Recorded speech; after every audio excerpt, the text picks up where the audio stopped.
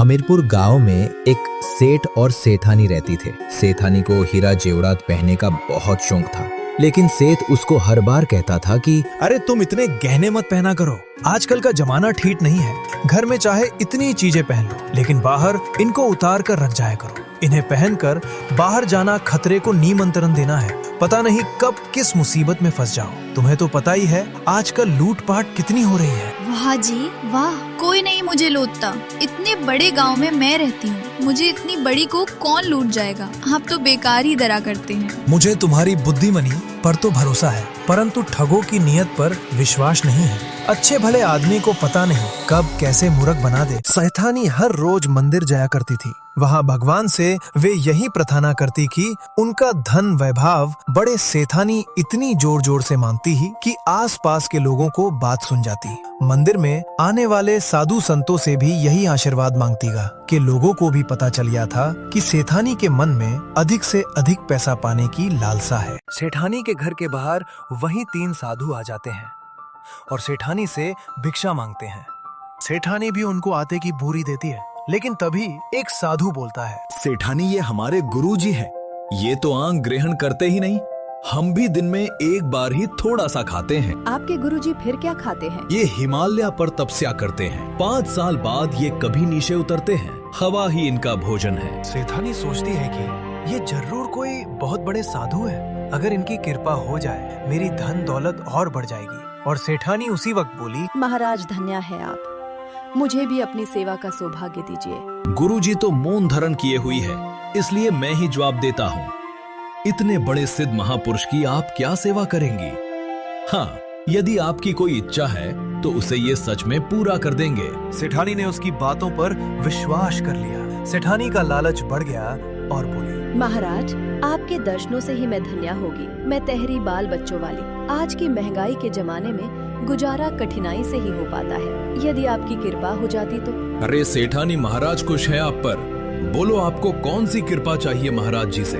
अरे महाराज पहले अंदर तो आए, भोजन और जल ग्रहण कीजिए। तीनों साधु घर के अंदर आ जाते हैं और सेठानी उनको पानी पिलाती है और उनसे धन और दौलत और बढ़ जाए ऐसा बोला। आपके पास जो धन दौलत है और सोना चांदी सब ले आए। गुरुजी आपके सामने ही अपनी तंत्र विद्या से बिना हाथ लगाए ही दोगुना कर देंगे। पर महाराज जी सेठ जी तो इस समय बाहर गए हैं। तिजोरी की चाबी उनके ही पास रहती है। अब मैं क्या करूं? अच्छा तो हम चलते हैं फिर। सेठानी सोचती है कि इतना अच्छा मौका हाथ से निकल गया। ये सोचकर सेठानी दुखी ही थी। तभी उनकी नजर अपने पहने सोने के हार और बाकी जेवरात पर पड़ी। सेठानी ने तीनों को रोकते हुए कहा, महाराज इस समय मेरे पास मेरा पहना हुआ सोना और जेवरात है, आप ये ले लीजिए। ठीक है सेठानी, आप अपने सारे गहने एक पोतली में डाल कर ला दो।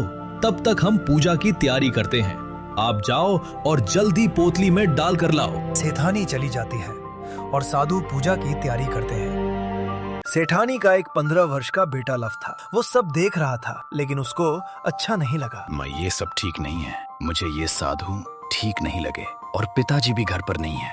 आप इनको अपने गहने मत दीजिए। अरे बेटा तू अभी बच्चा है, तुझे नहीं पता ये कितने बड़े महापुरुष है। तू इनके चमत्कारों को नहीं जानता। तू बस मुंह बंद रख, ज्यादा मत बोल। मुझे पता है क्या सही है और क्या गलत। सेठानी ने अपने सभी गहने उतारकर पोतली में डाल दिए और साधु को दे दिए। साधु पूजा करता है।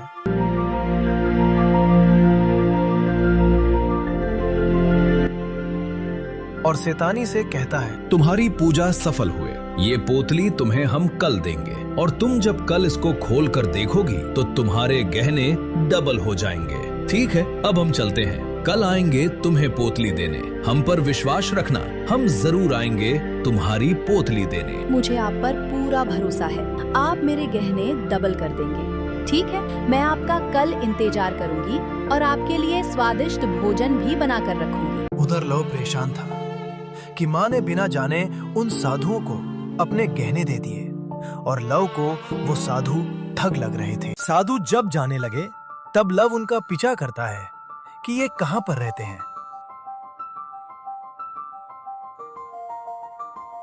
साधु जंगल की तरफ जाते हैं और पीछे पीछे लव भी उनका पीछा कर रहा होता है। तीनों साधु अपने घर में पहुंच जाते हैं और आपस में बात करते हैं। देखा गुरुजी, कैसे सेठानी को उल्लू बनाया। गुरुजी, हमें अब इस गांव को छोड़ना होगा। इधर ज्यादा दिन रहे तो हम पकड़े ना जाएं। हाँ, तुम बिल्कुल सही कह रहे हो। अगर हम इधर रहे तो सेठानी पुलिस को ना बिता दे। लेकिन तुमने सेठानी को उल्लू बहुत बनाया कि गहने डबल हो जाएंगे। सेठानी तो कल की आस लगा कर बैठी होगी, मेरे गहने डबल हो जाएंगे। ठीक है, चलो अंदर चलते हैं, कहीं कोई सुन ना ले, और कल ही इधर से निकलते हैं। उधर लव उनकी सारी बात सुन लेता है और सोचता है कि जल्दी जल्दी पुलिस को बताता हूँ इनकी सारी बात, कहीं ये भाग ना जाए। लव पुलिस स्टेशन के लिए निकल पड़ता है। लव पुलिस को सारी बात बता देता है और पुलिस भी लव का साथ देती है। अरे तुम कहाँ भाग रहे हो? मुझे लव ने सब बता दिया है। तुम ठग साधु हो और सेठानी के गहने वापस करो। नहीं, आपको गलतफहमी हुए है। हमारे पास गहने नहीं है। ये लड़का झूठ बोल रहा है। हम तो सीधे साधे साधु हैं। हमको पैसों का कोई मोह नहीं है। अभी हमने कहीं पूजा करने जाना है, आप हमें जाने दो। क्या मैं झूठ बोल रहा हूँ? झूठ तुम बोल रहे हो। तुम तीनों ठग साधु हो। मेरी माँ से गहने लेकर आ गए पुलिस जी। ये जो ठेला उस लड़के ने पकड़ा है, उसमें ही मेरी माँ के गहने हैं। अरे वो थैला मुझको दे, तुम्हारी चोरी पकड़ी गई है। अब तुम भी मान लो, नहीं तो मैं पुलिस स्टेशन जाकर तुम तीनों को मजा सिखाऊंगा। वहां पर तुम सभी सच सच बोलोगे। बताओ, उस थैले में गहने हैं कि नहीं? नहीं, हमको पुलिस स्टेशन मत लेकर जाना। उस थैले में सेठानी के गहने हैं। हमसे बहुत बड़ी भूल हो गई, हमें माफ कर दो। आगे से हम ऐसी गलती कभी नहीं करेंगे। तुम जैसे चोरों को तो सबक सीखना ही पड़ेगा। पता नहीं तुमने कितने मासूम लोगों को लूटा होगा। चलो मेरे साथ पुलिस स्टेशन, वहाँ करता हूँ तुम्हारी सर्विस। फिर तुम कभी चोरी का सोचोगे भी नहीं। तीनों साधुओं को जेल हो जाती है और लव भी माँ के गहने लेकर घर को चला जाता है। अरे बेटा, तुम कहाँ चले गए थे? मैं तो तुम्हें ढूंढ ढूंढ के पागल हो गया। और बेटा, ये तुम्हारे हाथ में ये थैला कैसा है? पिताजी, मैं जंगल की तरफ गया था। माँ घर में 3 साधु ले आई। मैंने माँ को बोला भी कि ये साधु ठीक नहीं है, लेकिन माँ जी ने मेरी एक न मानी। उन्होंने अपने सारे गहने उन साधुओं को दे दिए थे। मैंने उनका पीछा किया और उनकी बातें सुन ली। वो तो माँ के गहने लेकर भागने की तैयारी में थे। मैंने पुलिस बुलाकर उनको जेल करवा दी। बेटा, तुमने आज बहुत बहादुरी वाला काम किया है। मुझे तुम पर गौरव है बेटा। मैंने तुम्हारी माँ को कितनी बार बोला, लेकिन वो मानती ही नहीं। चलो आज तुम्हारी माँ की आँख खोलते हैं। क्या पता इसी वजह से वो अपनी गलती मान ही जाए। अरे भाग्यवान, तुम्हारे सारे गहने कहाँ पर हैं? अजी, मैंने अपने सारे गहने डबल होने के लिए 3 साधुओं को दिए हैं। वो कल आएंगे। वो बहुत सिद्ध पुरुष थे। अगर आप होते घर तो तिजोरी वाले गहने भी डबल हो जाते। अरे वो साधु चोर थे, वो तुम्हारे गहने डबल नहीं लूट करने जाते। वो तो अच्छा हुआ कि तिजोरी की चाबी मेरे पास थी। तुमने तो वो भी दे देने थे। आजी, आप उन साधुओं के बारे में ऐसा मत बोलिए। आपको पाप लगेगा। आप खुद ही देख लेना,